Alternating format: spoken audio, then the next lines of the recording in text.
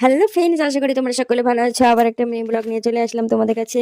তো তোমাদের দেখো, আজকে আমি তোমাদেরকে এই যে পশু পাখির যত্ন করাটা, এটাই আমি তোমাদেরকে দেখাচ্ছি। তো দেখো, আমি কিন্তু যে কোনো পশু বলতে না, আমার পছন্দ হলেই ভালো লাগলে আমার এইভাবে যত্ন করতে থাকি।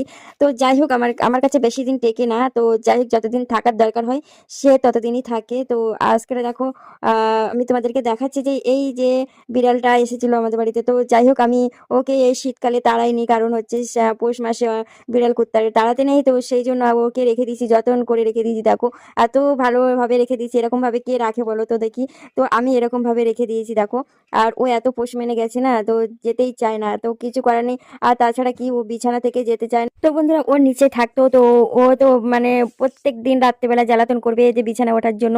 তো সেই জন্য ভাবলাম কিনা রাত্রে জ্বালাতন করার থেকে তাই বিছানার চাদর দিয়ে ওকে মানে শুবিয়ে দিয়েছি, ও ঢেকে দিয়েছি। তো ফ্রেন্ডস, ও প্রেগনেন্ট আছে, আর এই সময় ঠান্ডা লেগে গেলে আমাকে সুস্থ করে তুলতে হবে, তার জন্য ও বিছানায় থাকুক।